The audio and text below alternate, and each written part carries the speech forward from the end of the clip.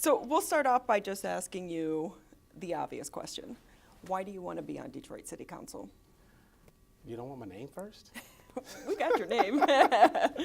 Well, I'm a lifelong resident of City Detroit. My wife of 16 years and I are raising our 4 children here in the city. I'm a former business owner, or actually a business owner. Now I have a property management business. My wife and I, we own a real estate company. My father has been in business here for the last 20 years. And so I have an understanding of what this city has been about for the last 20 years that we've been in business. I understand what families go through here in the city. I understand what small business owners are looking for from the city. And as a former state legislator, I understand what the state is looking for from the city at this point, moving through the bankruptcy.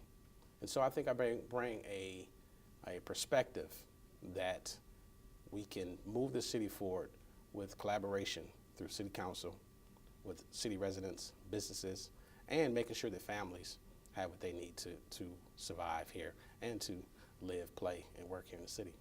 That kind of leads into my next question. You kind of touched on it. Detroit's coming out of bankruptcy. What skill set do you think you can bring to the table to help move the city along its new financial pathway? Well, as you know, the city has a plan of adjustment that it has to follow today. And so the roadmap is really written through the plan of adjustment. So we need to make sure that we're following the plan of adjustment so that we can move through this bankruptcy as swift as possible and make sure our residents have everything that they need to move forward so that we can improve city services that will improve the quality of life for our citizens, as well as making sure that we are offering jobs that will reduce crime here in our city. So we'll end up with current council members and previous council members have had issues in their personal life, whether it be DUIs, foreclosures, things of that nature that have come to light after they have taken office. Once it comes to light, it takes away from the work of council. Could there be anything in your past history that, if it were to come out, could overshadow the work of Detroit City Council? No. Plain and simple. Plain and simple. Okay, you were great. So we'll end it with is there anything you want to add?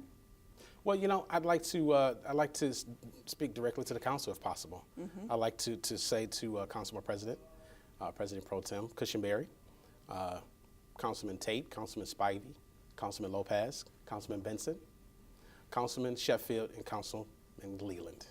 Thank you for this opportunity to participate in this process. I'd like to ask for your vote. I think the experience that I have as a father in the city of Detroit, raising 4 children, 3 of those children being boys, and the experience I have as a second-generation business owner and a former legislator, that I can participate and help the council through this process. I'd like to be a collaborative, helpful person in moving the city forward and moving them through the bankruptcy and the plan of adjustment.